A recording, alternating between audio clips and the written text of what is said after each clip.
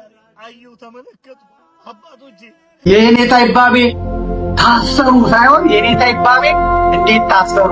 መቼ ነው የጀመረው? ማን ነው የጀመረው? ኧረ አልቅሱ ወገኖቼ፣ ኧረ አልቅሱ በደንብ እግዚኦ።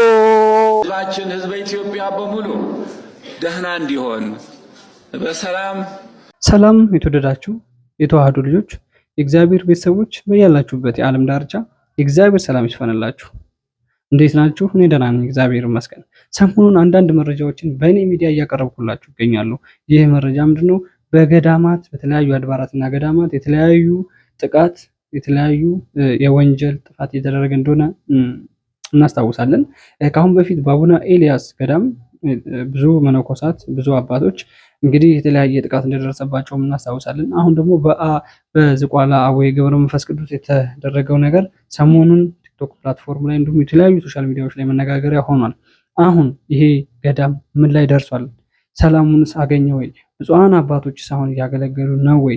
እዛ ሄደው ምዕመኑስ እዛ ሄደው ነፍሳቸውን ማደስ ችለዋል ወይ? መገልገል ችለዋል ወይ የሚለውን ነገር የምናይ ነው የሚሆነው። ስለዚህ ይሄ ገዳም አሁን ምን ላይ ደረሰ? እኛም የምናውቀው ነገር የለም እስካሁን። ስለዚህ አሁን ብፁዓን አባቶች አሉ ሚዲያ ላይ የተናገሩት ነገር እሱን ምን አሉ የሚለውን ይዤላችሁ ነው የመጣው የሚሆነውና እነ ዘመድም የተናገሩት ነገር አለ። ይህን ሴራ የሰራው ማን ነው? ሴራውን ሊጠነስሰው የቻለስ ማን ነው? እኛ አባት ከቅድስት ቤተክርስቲያን ጎን የሚቆሙ ስለ ኢትዮጵያ ክፉ ነገር ሲወራ አለሁ ለምንድን ነው እንደዚህ አይነት ነገር የሚደረገው እያሉ ከጎን የሚቆሙ አባት ናቸው። ስለዚህ በአሁኑ ሰዓት እንደዚህ አይነት ነገር ደርሶባቸዋል ማለት ነው።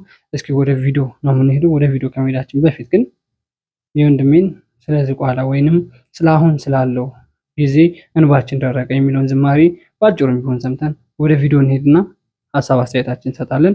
ወደ ዝማሬ ወንድማችን እንሄዳለን።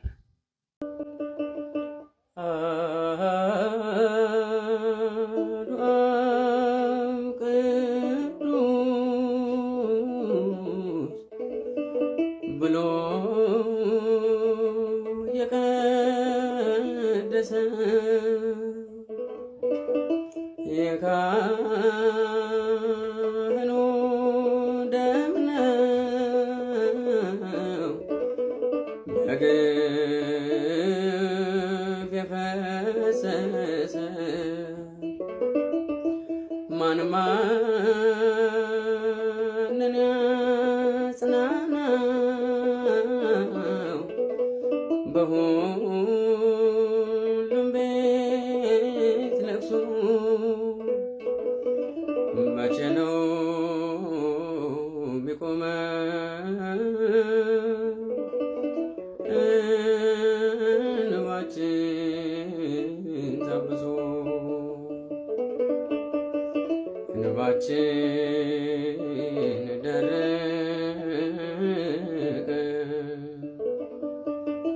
ለካስ ያልቃል እንባ አይናጣን ለሐዘን ኧረ ወዴት እንግባ? ኤርምያስን እንጥራ ሚያስተምረን ሰቆቃ መቼ ነው የሚቆመው?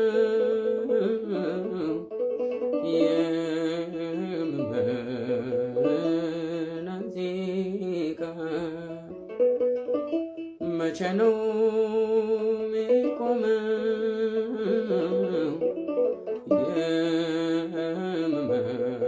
የምዕመናን ዜጋ በዝቋላ የደረሰው አደጋ እጅግ አደገኛ የሆነ አደጋ ነው። ምንም አይነት ከጸሎትና ከብህትውና በቀር ሌላ ነገር ይህን አደረጉ የማይባሉ አባቶች ናቸው በግፍ የተረሸኑት የተገደሉትና ይሄ በእውነቱ ጥብቅ የሆነ ጸሎትና ምህላ ለሀገራችን የሚገባ ነው። ሁላችንም በያለንበት ይሄ አስጊ የሆነ በጣም አስጊ የሆነ ድርጊት ነው የተፈጸመው። ምንም አይነት ይህን አሉ የሚባሉ ይህን አደረጉ የሚባሉ ይህን ተናገሩ የማይባሉ በሰላም በጸሎትና በአምልኮት የሚኖሩትን መነኮሳት እንደዚሁ በዚሁ አይነት መግደል ማለት እንደው ህዝባችን ህዝበ ኢትዮጵያ በሙሉ ደህና እንዲሆን በሰላም ወጥቶ እንዲገባ በሰላም ልጆቹን እንዲያስተምር በሰላም በሀገሩ በሰላም እንዲኖር ባዕድ አልመጣበት። ባዕድ ወራሪ እኮ ሲመጣ እኮ ባዕድ ነው። ሰው ወገን በወገኑ ላይ እንዲህ ማድረጉ ነው የሚያስደንቀው። በእውነቱ ሀገሩ ሰፊ ነው። ሀገሩ የጋራ ነው። ሀገሩ የእግዚአብሔር ነው። እንዴት እንደዚህ አሁን ይሆናል? ብፁዕ አባታችን እንግዲህ ያስተላለፉት መልእክትና የተናገሩት ነገር ይሄን ይመስላል። እኚህ አባት ከጸሎትና ህዝበ ምእመኑን ከማደስ መንፈሳቸውን ከማስደሰት ውጪ ከእግዚአብሔር ከአምላካቸው ምእመኑን ከማገናኘት ውጪ የንስሐ ልጆች ይዘው ንስሐ ከመስጠታቸው ውጪ ስለ ቅድስት ቤተክርስቲያንና ስለ ኢትዮጵያ ሀገር ስለ ምእመኑ ስለ ህዝቡ ከመጸለይ ውጪ ምንም አይነት ነገር እንደማያውቁ ተናግረዋል። እኚህ አባት እንግዲህ በግፍ የተረሸኑት ለኢትዮጵያ ስለጸለዩ ይሁን አናቅም። ህዝበ ምእመኑን ከጌታችን ከመድኃኒታችን ከኢየሱስ ክርስቶስ ጋር ስላስታረቁ ይሆን አናቅም። ለህዝበ ምእመኑ የንስሐ አባት ሆነው ኃጢአታቸው እንዲሰረይላቸውና ከጌታቸው ጋር እንዲታረቁ ስላደረጉ ይሆን አናቅም። እኛ አባት ግን እንግዲህ በህይወት እንደሌሉ ነው የሚነገር ማለት ነው። አሁንስ ምን ላይ ነው የሚለውን ነገር እንግዲህ ብፁዓን አባቶች ቅዱስ ሲኖዶስ ለምንድን ነው ይሄ መፍትሄ የማይሰጠው?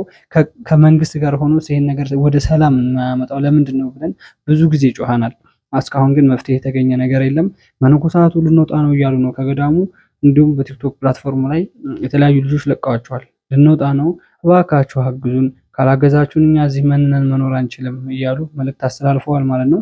እኛ አባቶች እንግዲህ ስለ ኢትዮጵያ ሲነካ ስለ ኢትዮጵያ ክፉ በሚወራ ጊዜ ከኢትዮጵያ ጎን የሚቆሙ ህዝበ ምእመኑ የኢትዮጵያ ኦርቶዶክስ ተዋሕዶ ቤተክርስቲያን በምትነቀፍ ጊዜ አለሁ ለምንድን ነው ቅድስት ቤተክርስቲያን የምትነቅፏት? ቅድስት ቤተክርስቲያን ለኢትዮጵያ ሀገር የመጀመሪያና የመጀመሪያ የሆነች ናች። ስለዚህ ቅድስት ቤተክርስቲያን መነቀፍ የለባትም ብለው ቀኝ እጃቸውን የሚያወጡ አባት ናቸው። እኛ አባት በጸለዩ ይሄ ግፍ ተሰራባቸው፣ በሰገዱ ይሄ ግፍ ተሰራባቸው። ስለ ኢትዮጵያ ስለ ሀገራቸው ጌታችን መድኃኒታችን ኢየሱስ ክርስቶስ ሆይ ኢትዮጵያ ሀገራችንን ሰላም አምጣልን። ኢትዮጵያ ሀገራችንን የንጹሃን ሀገር ናት። ኢትዮጵያ ሀገራችን የኢትዮጵያ ኦርቶዶክስ ተዋሕዶ ሃይማኖት ተከታዮች አማኞች ሀገር ናት። ስለዚህ እባክህ ሰላምን ስጠን ብለው በጸለዩ ህዝበ ምእመኑ ከጌታቸውና ከመድኃኒታቸው ከኢየሱስ ክርስቶስ ጋር ስላስታረቁ የንስሐ አባት ሆነው ለብዙ ምእመን የንስሐ እየሰጡ ከጌታቸው ጋር እንዲታረቁ ስላደረጉ ይሁን ይህ ግፍ የተሰራባቸው የምናውቀው ነገር የለም። አሁንስ ምን ላይ ነው የሚለውን ምንም መረጃ የምናውቀው የለም። ቀጣይ ቪዲዮ አለ። ይህ ቪዲዮ አይተን የምንመለስ ይሆናል። ወደ ቪዲዮ የኔታ ይባቤ ታሰሩ ሳይሆን የኔታ ይባቤ እንዴት ታሰሩ? መቼ ነው የጀመረው? ማን ነው የጀመረው? ግፊቱ ከየት ነው የመጣው? የፕሮቴስታንቱ ኃይል፣ የብልጽግናው ኃይል ለምንድን ነው ኦርቶዶክሶች ላይ ያነጣጠረው? የኔታ ይባቤ ከመታሰራቸው በፊት የእስልምናው ጉባኤ፣ የሃይማኖቶች ጉባኤ ባህር ዳር ላይ ምን አደረገ? አቡነ አብርሃም ምን አደረጉ? አቡነ አብርሃም ካባን የሸለሙ አረጋ ከበደ ምን ስለሆነ እንግዲህ እኛ አራት አይና ሊቅ ሲሆኑ እና አቡነ አብርሃም ምን አደረጉ? ምን ፈጠሩ? ዝም ብሎ የኔታ ይባቤ ታሰሩ። የኔታ ይባቤ ፕሮጀክት ነው የተያዘባቸው፣ በጀት ነው የተመደበባቸው። በኢትዮጵያ ውስጥ መጥፋት መገደል ካለባቸው አራት አይና ሊቅ ቁጥር አንድ ተደርገው የተሳሉ እሳቸው ናቸው። ምክንያቱም ዳንኤል ክብረት አስቀድሞ በመጽሐፉም ላይ ከዚያ በመቀጠልም ደግሞ በፌስቡክ ገጹ ላይ የአማራ ፋኖ በጎጃም የሚሰራውን ስህተት ከየኔታ ይባቤ ጋር በማድረግ ሲጽፍ እናስታውሳለን። ዳንኤል ክብረት ከቤተ ክህነቱ ከሊቃነ ጳጳሳትም ከመምህራንም ከሊቃውንትም መመታት ያለባቸውን ጠንቅቆ ያውቃል እና ይሄ ጥቆማ ነው የሰጠው ማለት ነው። ይሄ ጥቆማ ነው የሰጠው። በየኔታ ይባቤ ላይ የመጀመሪያውን ሰይፍ ያነሳው ዲያቆን ዳንኤል ክብረት። ዳንኤል እኛ አባት አንድ ነገር ከሆኑ ቢሞቱ መጀመሪያ ሰይፉን ያነሳባቸውና እንዲገደሉ እንዲሞቱ፣ ቢደበደቡም እንዲደበደቡ፣ ቢወገሩም እንዲወገሩ ያደረገው ዳንኤል ክብረት አንዳንድ ሰዎች ትላንትና ወደ አዲስ አበባ ወስደዋቸዋል በማለት ሲጽፉ አይቻለሁ። አልወሰዷቸውም፣ ወደ አዲስ አበባ አልወሰዷቸውም። ወደ አዲስ አበባ ግን ሊወሰዱ ይችላሉ። ዳንኤል ክብረት፣ ያቺ የምትፈራት ቀን ስትደርስ ምላሽህ ምን ይሆን? ትላንት የተደረገውን የዳንኤል ክብረት አሳፋሪ የቤተ መንግሥት ተግባር ልንገራችሁ። ከዛ በፊት ግን ይህን ጉድ ዓለም ሁሉ ይሰማው ዘንድ ሁላችሁም ስክሪኑን ጫና አድርጋችሁ በመያዝ ከታች ላይ የሚመጡላችሁ ሰዎች በሙሉ ሴንድ በሉት። በሀገራችን ኢትዮጵያ ግማደ መስቀሉም ታቦተ ጽዮን እንዲሁም የንጉሥ ሰለሞን ቀለበት ሳይቀር አለ ተብሎ ይታመናል። እናም እነዚህና መሰል እጅግ ጥንታዊ ቅርሶቻችንን ታቦታትን የዩናይትድ አረብ ኤሚሬት ንጉሥ ሼህ ዘይድ ለአብይ አህመድ በየጊዜው የሚሰጠውን ረብጣ ዶላርና ስልጣኑን እንዲያስጠብቅ የሚያበረክትለትን ድሮንና የጦር መሳሪያ በምትኩ ጥንታዊ ገዳማትና ቤተ ክርስቲያንን፣ የቤተ መንግሥቱ የቀድሞ ነገሥታት ጌጣጌጦችን፣ ቅርሶቹ ሁሉ እየዘገነ ይወስዳል። አብይም በሀገሪቱ ውስጥ ያሉ ጥንታዊ ገዳማትን፣ ቤተ ክርስቲያናትን ሁሉ እያደነም እየዘረፈ ይሰጠዋል። ለዚህ ዝርፊያ ደግሞ ከፍተኛውን ድርሻ የሚወጣው ዳንኤል ክስረት ነው። ዳንኤል ክብረት ከቤተ ክርስቲያን ጋር ያለውን ቅርበት በመጠቀም ጥንታዊ ንዋየ ቅዱሳን የት እንደሚገኙ፣ ታቦታቱ ምን ውስጥ እንዳሉ እያጠና ጥቆማ የሚሰጥ እሱ እንደሆነ ካህናት ሳይቀሩ መስክረዋል። ከ500 ዓመት በላይ ታሪክ የነበራትን የአንጋር ቁስቋም ቤተ ክርስቲያን ትላንት ማታ ሙሉ በሙሉ በአገዛዙ ወታደሮች ተዘርፋ መቃጠሏ ተነግሯል። የብልጽግና ወታደሮች ቤተ ክርስቲያኗን ሰብሮ በመግባት ሙሉ ንዋየ ቅዱሳን መዝረፋቸው የተረጋገጠ ሲሆን የድሮ ብራናዎችን፣ የወርቅ ጽዋዎችን፣ መጽሐፍትን፣ ጽላቶችን ጭምር እየዘረፉ የአካባቢ ማህበረሰብ ገልጿል። ወታደሮቹ መያዝ የሚችሉትን ሲይዙ መሸከም ያልቻላቸውን ንዋየ ቅድሳት ደግሞ እያወጡ ሙሉ በሙሉ እንዳቃጠሉ የዓይን እማኞቹ ከቦታው አረጋግጠዋል። ይህቺ ጥንታዊት የአንጋር ቤተ ክርስቲያን ገዳም ከሆነች ከ20 ዓመታት በላይ እንደሆናት ይናገራሉ የዓይን እማኞቹ። ብዙ ጠበብት፣ ብዙ ሊቃውንት አስተምራ ያወጣች ቤተ ክርስቲያን ነበረች ብለዋል። በውስጧም ከ10 በላይ ጽላቶች በገዳም ውስጥ ነበሩ። እነዚህ ጽላቶች አሁን የሉም፣ ይዟቸው ሂደዋል። ይህች ቤተ ክርስቲያን በጣሊያን ጊዜ እንኳን ተሞክራ ልትቃጠል ያልቻለች ቤተ ክርስቲያን መሆኗን ነው የአካባቢ ምዕመናን ያረጋገጡት። ዳንኤል ክብረት፣ ያቺ የምትፈራት ቀን ስትደርስ ምላሽህ ምን ይሆን? ቪዲዮ ይሄን ይመስላል። ይሄ መረጃ ትክክል ይሁን አይሁን እኔ በራሴ የማውቀው የለም። እኔ ስለ ዳንኤል ክብረት ማውራትም አልችልም፣ ማለት ማውቀውም ነገር ስለሌለ ማለት ነው። ስለዚህ የእውነት ዲያቆን ይመስለኛል ዳንኤል ክብረት ይህችን ቅድስት ቤተክርስቲያን የሚጠብቅ ከመንግስት ጎን ሆኖ እሱ እንደሆነ እናውቃለን። ስለ ቅድስት ቤተክርስቲያን እንደሚቆረቆርም እናውቃለን። ቅድስት ቤተክርስቲያን እንደሚወድና ሃይማኖቱንም እንደሚወድ እናውቃለን። ስለዚህ እኚህን የቤተክርስቲያን አባቶች፣ እኚህን ስለ ሀገር የሚጸልዩ አባቶች በእንደዚህ አይነት ደረጃ ያደርጋል ብለን አስበን አናውቅም። ስለዚህ አሁንስ እውነት ይሁን ጉዳዩ ከዚህ ከዘመድን የሰማ ነው። ምናልባት ዘመድስ ወደ ፖለቲካ ውስጥ እየወሰደው ይሆን? የምናውቀው ነገር የለም። ስለዚህ እኛ የምንፈልገው ብቻ እኛ የኢትዮጵያ ኦርቶዶክስ ተዋሕዶ ቤተክርስቲያን አማኞችና ንጹሐን አባቶች የምንፈልገው ሰላም ነው። እኛ የኢትዮጵያ ኦርቶዶክስ ተዋሕዶ ቤተክርስቲያን አማኝ ወጣቶች እንዲሁም ምዕመኖች ቅዱሳን አባቶቻችንን ስለኛ የሚጸልዩትን ለኛ ንስሐ አባት ሆነው ስለኛ ኃጢአት የሚያስሩልን አባቶች አትንኩብን ነው እንጂ ያልነው። እኛ ስለሌላ ምንም የሚመለከተ ነገር የለም። ግን በቅድስት ቤተክርስቲያን አትምጡብን፣ ሃይማኖታችንን አትንቀፉብን እያልን በብዙ ደረጃም ከሌሎች መናፍቃኖችም ጋር ከስላይ ነበር። ነገሩ ግን እንደዚህ መሆን የለበትም። የኔታ ይባቤ የብዙ የቆሎ ተማሪዎች አባት ናቸው። ብዙ ልጆችን የአብነት ትምህርት አስተምረው ለብዙ ፍሬም አቅርበዋል። ስለዚህ በአሁኑ ሰዓት እንደዚህ አይነት ነገር ይደረግባቸዋል ብለን አስበን አናውቅም። የእውነት መረጃው ትክክለኛው ይሄ ይሁን፣ በቅርቡ እውነቱ የሚወጣ ነው የሚሆነው። እግዚአብሔር አምላክ ደግሞ ልብና ኩላሊትን የሚያውቅ የንጹሐኖችን ደም የሚወጣ በሰው እንደ ሰው በበቀል ሳይሆን በማይታወቅ መንገድ የሚወጣ አምላክ አለን። ስለዚህ እውነቱ ይቀርባል። ሌላ ቪዲዮ አይተን እንመለሳለን። ኧረ አልቅሱ ወገኖቼ፣ ኧረ አልቅሱ በደንብ። እግዚኦ መሐረነ ክርስቶስ፣ እግዚኦ መሐረነ ክርስቶስ፣ በእንተ ማርያም መሐረነ ክርስቶስ። ምን በደሉ አባቶቻችን? በእኛ በደል፣ በእኛ ኃጢአት። ኧረ አልቅሱ ወገኖቼ። ኧረ ስለ መድኃኔዓለም ስለ ኢየሱስ ክርስቶስ ሁላችንም እንተሳሰብ። እግዚኦ መሐረነ ክርስቶስ። አባቶቻችን ምን በደሉ? ዓለም በቃይ ብለው መንነው እግዚኦ መሐረነ ክርስቶስ። አገዳደልም እኮ ቅጣል ነው። አሟሟትም እኮ ወግ አለው። እንዴት ወንድም ለወንድም በካራ እንተራረድ? ምን ነው ወንድምዬ? ምን ነው? እኔ እናንተ እኮ ማለት ቅዱሳን መጻሕፍት በበጎ ስሟን ደጋግመው የሚያነሷት ታላቁ ነቢይ በሙሉ እምነት ፍትህ ወደ ሰፈነባት ወደ አቢሲኒያ ሂዱ ብለው የሰው አደራ የላኩባት እንኳን አምሳያ ወገንን እንግዳን በፍቅር አክብረን ተቀብለን ዘመድ አርገን እንኳን ሰው ወፍ አለምዳለው የሚል ክቡር ብሂል ያለን የንጉሥ አርማ የነጃሺ ምድር ወራሽ ደም ቅጆች እኮ ነን። ታዲያን ዛሬ ምን አገኘን? ቤተሰቦቼ ይሄ ነው ኦርቶዶክስ፣ ይሄ ነው ሃይማኖተኛ። እልህን በጸብ ሳይሆን እልህን በጦርነት ሳይሆን እልህን በኩርፊያና የሆነ በቀል በመፍጠር ሳይሆን እልህን በግጥም ትወጣለህ። ኦርቶዶክስ ይሄ ነው። ጌታችን መድኃኒታችን ኢየሱስ ክርስቶስ ያስተማረው ለኦርቶዶክስ ፍቅርን ነው። ስለዚህ ክፉ ለተናገረህ ደግ መልስለት፣ ቀኝህን ሲመታ ግራህን ስጠው የሚለው በዚህ አይነት መልኩ ነው። ይሄ ወንድማችን ይሄን ግጥም ያቀረበው በጣም ስለቆጨው ነው። ውስጡ ስለቆሰለ ነው። ልቡ ስለደከመች ነው። በምን አትሉኝም? በሃይማኖቱ ነው። ስለተገደሉ ሃይማኖት አባቶች ይቆረቆራል። ስለሚወቀሱ ብፁዓን አባቶች ይቆረቆራል።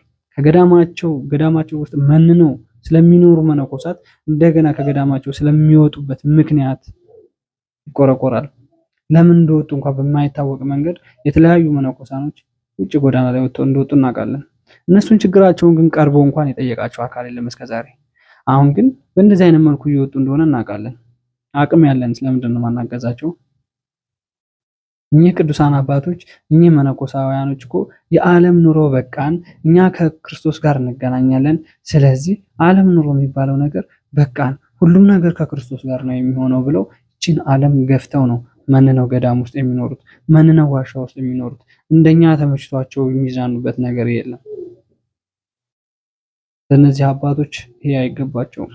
ስለ ኢትዮጵያ ለጸለዩ አባቶች ይሄ አይገባቸውም። ፈጣሪን ሰላም አምጣልን ብለው ቆመው እያደሩ ማህሌት ቆመው እያደሩ ሳይበሉ ሳይጠጡ 10 ምናምን ሰዓት እየቆዩ ለሚጸልዩ አባቶች ይሄ መልስ ሊሆናቸው አይገባም። እናዝናለን። እኛ ግን የት እንግባ አሉ እኮ አንዱ መነኩሴ፣ የት እንሂድ አሉ እኮ ገዳማውያን አባቶች።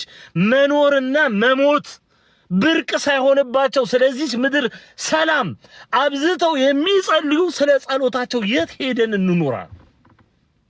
ስለ ስጋቸው መኖር እኮ አይደለም፣ በነፍሳቸው ተስበው ስለሚያደርጉት ጸሎት ይችን ምድር ስትቀና ስትበረታ ለማየት ካላቸው ጉጉት የተነሳ ገዳማውያን አባቶቻችን የት እንሂድ ብለው አለቀሱ። ሀገረ ስብከቱ መግለጫ አልሰጠም እስካሁን። ልብ በሉ። ነገ ይመጡና አልሞተም ይሉናል ከፈለጉ ማለት አልሞተም ማንንም አልሞተም ይሉናል። አይናቸውን በጨዋታው ነውር ነው። ይሄው መነኮሳት ተገለው የቤተ ክርስቲያኒቱ 4 አይናት አፍነው ሰላም ነው። ይሄ ነው ሚሽን።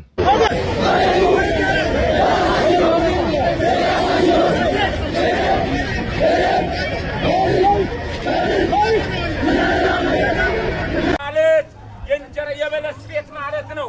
ቤተልሔም ማለት የእንጀራ ቤት ማለት ነው። ቤተልሔም ማለት የእንጀራ ቤት ማለት ነው። ቤተክርስቲያን ለሙስሊሙም፣ ለካቶሊኩም፣ ለፕሮቴስታንቱም፣ ለአሕዛቡም፣ ለሕዝቡም፣ ለአይሁዳዊውም ቤተክርስቲያን ተሰጣለች። ቤተክርስቲያን በስጋም ሰዎችን ትጠቅማለች፣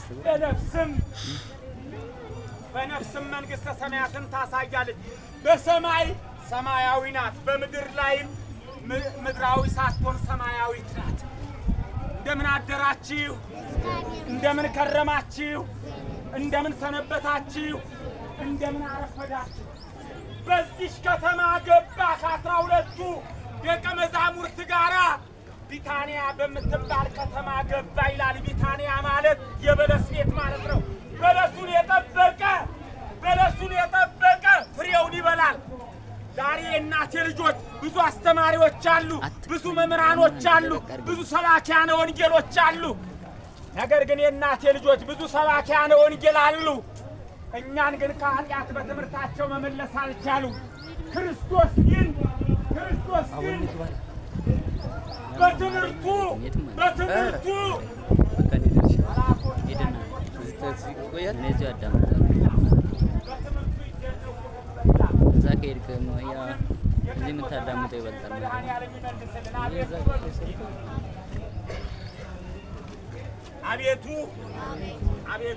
አቤቱ የቀድሞ ዘመናችንን አድስ የቀድሞውን ዘመናችንን አድስልን። ዛሬ የእናቴ ልጆች እንጀራ ንጹህ እንጀራ መብላት አልቻለም። እውነት ነው አይደለም? እዛ ሸሽተው ገዳሙ ሲኖሩ መተውባቸው ውጡ እያሏቸው ቀርቶ እኛ ከተማ ውስጥ ተቀምጠን ከቤት ውጡ ሲባል እንዴት ቁቁ እንደሚያስብል እናውቃለን። ገንዘባችን ከፍለን እየኖር ሁላ እንላለን አይደል? እነሱ ክርስቶስ በሰጣቸው ጫካ በክርስቶስ ደም በተመሰረተች ቤተክርስቲያን ውስጥ ሲኖሩ ማንም ሰው የማይኖርበት ጫካ ውስጥ ገዳም ውስጥ ከአውሬ ጋር እየኖሩ እኛ ጌታችንና መድኃኒታችን ኢየሱስ ክርስቶስ ይሻለናል፣ ጻድቃን ሰማዕታቶችን እንከተላለን፣ ስለ ሃይማኖታችን እንሰዋለን ብለው መንነው ገዳሙ ስለኖሩ ውጡ እየተባሉ እንዴት እንደዛ የሆኑ ወዴት እንሄድ ብለው ቁቆ ቢሉ እኮ ሲያንሳቸው እኮ ነው። መነኩሴ ናቸው እኮ እንደፈለጋቸው የሚጠቀሙት ምግብና መጠጥ የለም እኮ። የሃይማኖትን ሕግና ስርዓት ያውቁታል በደንብ። እኛ አባቶች ይሄ መከፈል የለበትም። እኛ አባቶች ለሀገር ነው የሚጸልዩት። እኛ አባቶች ለህዝበ ምእመኑ ነው የሚጸልዩት። እኛ አባቶች ስለ ኢትዮጵያ እና ስለ ሰላም ስጠን እያሉ ነው የሚጸልዩት። እነሱ ሰላም ሳይፈልጉ ቀርተው ነው ገዳም የገቡት? መዝናናት እንደማንኛውም ሰው መኖር አቅቷቸው ነው? አይደለም። ዓለም በቃይ ብለው ነው። ትክክለኛው ህይወትና ትክክለኛው ኑሮ ከክርስቶስ ጋር እንደሆነ ያውቃሉ። ትክክለኛው ኑሮ ገዳም ውስጥ እንደሆነ ያውቃሉ። ትክክለኛው ህይወት ከቅድስት ቤተክርስቲያን ጎን መቆም እንደሆነ ያውቃሉ። ትክክለኛው ህይወት ገዳም ውስጥ ስጋቸውን እየጎዱ ለነፍሳቸው እየተገዙ መኖር እንደሆነ ያውቃሉ። እኛ ግን ከነፍሳችን ይልቅ ስጋችን አሸንፎን ከተማ ላይ እየኖርን ነው። እኛ አባቶች ከዚህ ሸሽተው ስለኖሩ እዛ ገዳም ውስጥ እየኖሩ ስላለ ገዳም ሄደው የሚገደሉ ከሆነ፣ ገዳም ሄደው የሚገረፉ ከሆነ፣ ገዳም ሄደው የሚታፈኑና የሚታሰሩ ከሆነ ወዴት እንሂድ ብለው ቁቁ ማለት አያንሳቸውም? ማንም የሚደርስላቸው? ምን ነው የኢትዮጵያ ኦርቶዶክስ ተዋሕዶ ቤተክርስቲያን ብፁዓን አባቶች ግን ዝም ብላችኋል? እኛ አባቶች እኮ የሚከፈላቸው ነገር የለም። በእኛ እድሜ ልክ ይኑሩ፣ እኛ የተማሩትን ይማሩ፣ እኛ ያወቅነውን ያክል ዕውቀት ይወቁ፣ እኛ የኖርነው እድሜ ያክል ይኑሩ ብለው ብዙ የአብነት ተማሪዎችን እያስተማሩ ያሉ አባቶችና መነኮሳት ናቸው እየተገፉና እየተወገሩ እየተገደሉ ያሉት። መልሱ ዝምታ መሆን አለበት? ዝምታ መሆን የለበትም። ስለዚህ እባካችሁ በዓለም የምትኖሩ የኢትዮጵያ ኦርቶዶክስ ተዋሕዶ ቤተክርስቲያን አማኞች ለነዚህ መነኮሳኖች ድምጽ እንሆናቸው። ለነዚህ መነኮሳኖች አለኝታ እንሆናቸው። አለን ብለን ቀኝ እጃችንን እናውጣላቸው። ሲቸግረን ብቻ ሄደን ክርስትና ስማችንን ሰጠን ጸልዩልን፣ ሲቸግረን ብቻ ሄደን ክርስትና ስማችንን ሰጠን ካስታርቁን ጸልዩልን፣ እንደዚህ ጎሎናል፣ እንደዚህ ጤና ነሱናል ብለን ብቻ ለነሱ መናዘዝ አይሆንብን። አሁን በሚጎዱት ከጎናቸው ካልሆን ያኔ በሰላሙ ጊዜ ከጎናቸው ብንሆን ይሄ ጥቅም ፍለጋ ብቻ ነው። ክርስቶስን በዚህ አናገኘው። ክርስቶስን ጥቅም ፍለጋ ብቻ በመሄድ አናገኘው። እባካችሁ ከጎናችሁ እንሆን። ይሄ የኔ መልእክት ነው። ይሄ ሁላ ህዝብ ሰላማዊ ሰልፍ የወጣው አለ ምክንያት አይደለም። ስለተጎዳ ነው፣ ስለተገረፈ ነው፣ ስለመረረው ነው ወዴት እንሂድ ብሎ እጁን አጣምሮ የወጣው። ስለዚህ ከጎናቸው ነው። ቀጣይ ቪዲዮ አለ፣ እሱን አይተን የምንሰናበት ይሆናል። እኚህ ከፊታችን የምታዩቸው አባት ከምስራቅ ጎጃም ጅረት መድኃኔዓለም አንድነት ገዳም ነው የመጡት። ታዲያ እኚህ አባት እኔ በማስተዳድረው ገዳም ላይ መነኮሳት ተራቡ፣ አበምኔቶች ተቸግረዋል አባታችን እያሉ ነው። ታዲያ እናንተ ደጋግ ኦርቶዶክሳውያን እያላችሁ በፍጹም የገጠሪቷ ቤተክርስቲያን ስትዘጋ ዝም አንልም። ታዲያ ከስር በምናስቀምጥላችሁ አካውንት አስራት በኩራታችሁን እየለገሳችሁ ለገጠሪቷ ቤተክርስቲያን እንድረስላት። ይህን ቪዲዮ እንዳያችሁት ነው እንግዲህ እኚህ የቤተክርስቲያን አገልጋይ ዘማሪያኖች፣ እኚህ የቤተክርስቲያን ሰባኪያኖች፣ አገልጋዮች እዛ ገዳም ላይ ሄደው ማስታወቂያ መስራት አልቻሉም። ከቅድስት ቤተክርስቲያንና ከመነኮሳቶቹ ጎን እንሆንላችሁ ብለው መስራት አልቻሉም። የት? እዛ ገዳም ላይ ሄደው። መነኮሳኖቹ ግን እዛ እንዳትመጡ እኛ ራሳችን እንመጣለን ብለው ባሉበት ዘማሪያኖች ወይንም እነዚህ ማስታወቂያ ይሰሩላቸው ባሉበት ሆነው ሰርተውላቸዋል። ያሉትም እናግዛቸው ነው። አሁን ደግሞ እንግዲህ በአዲስ አበባ የአቤል ደም ዛሬም ይጣራል። በዝቋላ እነዛ አባቶቻችን ደማቸው ሲደርቅ ዛሬም ደግሞ በሸገር ሲቲ የምንሰማው መረጃ ያሳዝናል። እንግዲህ ካህን አባታችን ጠዋት ለቅዳሴ በሚሄዱበት ሰዓት በር ላይ እንግዲህ ባልታወቁ ግለሰቦች በጩቤ ተወግተው እንደተገደሉ ያለው መረጃ ያመለክታል። አባቶቻችን በግፍ ሲገደሉ ዝም፣ ካህናት አባቶቻችን መነኮሳቱ በግፍ ሲታረዱ ዝም፣ ቅድስት ቤተክርስቲያናችን በሰሜን በደቡብ በምስራቅ በምዕራብ ላይ እንደ ችቦ ሲነድ ዝም፣ የቅድስት ቤተክርስቲያን አጥሯ ክብሯ ሲነካ ዝም፣ ኦርቶዶክሳን ገዳሙ ብለው ወጥተው በሰላም ሳይመለሱ ሲቀሩ ዝም። እባካችሁን ኦርቶዶክሳን ዝምታው እስከ መች ድረስ ነው? ቢመስለንም ሌቱ ፍጹም የማይነጋ ተቆልፎ የሚቀር በሩ እንደተዘጋ እሱን ተስፋ አድርገ ባመንክበት ጽና፣ ቀናለው እግዚአብሔር ያደርጋል ቀና። ለዚህ ቅድስት ቤተክርስቲያን የትኛው መስዋዕትነት ቢከፈል ትንሽ ነው። ኦርቶዶክሳኖች ቅድስት ቤተክርስቲያናችን ሁሌም እንደምናገረው ዛሬም ማረብ ላይ ነች። ነገር ግን እሑድ መምጣቱ ትንሳኤው መምጣቱ አይቀርም፣ ጨለማውም ይነጋል ብዬ አስባለሁ። ሁላችሁም ኦርቶዶክሳኖች ኮፒ ሊንክ፣ ሼር፣ ሪፖስት እያደረጋችሁ ለሚመለከቱ አካል እንድታደርሱ ስል በሉል እግዚአብሔር ስም ጠይቃለሁ። ሁላችንም ኦርቶዶክሳውያን ራሳችንን ጠብቅ። እወዳችኋለሁ። የቅዱስ ሲኖዶስ ምልዓተ ጉባኤ 7 አባላት ያሉትን የአጀንዳ አርቃቂ ኮሚቴ መሰየሙ ታውቋል። እንግዲህ የግንቦቱ ርክበ ካህናት የቅዱስ ሲኖዶስ ጉባኤ ስብሰባ በዛሬው ዕለት በብፁዕ ቅዱስ አቡነ ማትያስ ቀዳማዊ ፓትርያርክ የመክፈቻ ንግግር ተጀምሯል በጠዋቱ።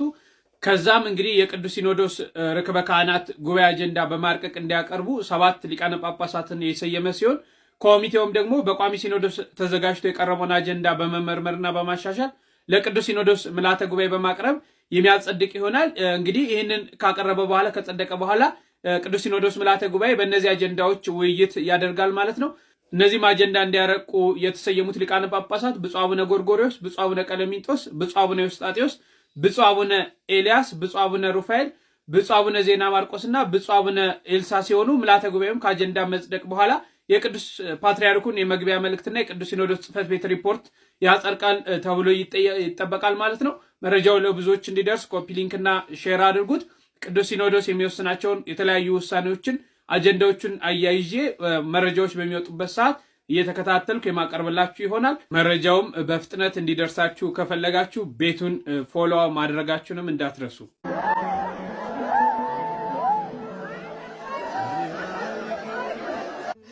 አየሁ ስልኬ ክፉ ሆነብኝ ዛሬ። አየሁ ተመለከቱ አባቶቼ ገዳም ዘግተው ለኛ ባለቀሱ 22 ዓመት 15 ዓመት 30 ዓመት በዘጉ አባቶቻችን አይናቸው ፈርጦ ጭንቅላታቸው ፈርሶ አየሁ። በምን አይነት ሁኔታ ውስጥ አባቶች እንደሞቱ አየሁ። እግዚአብሔር በቃ ይበለን።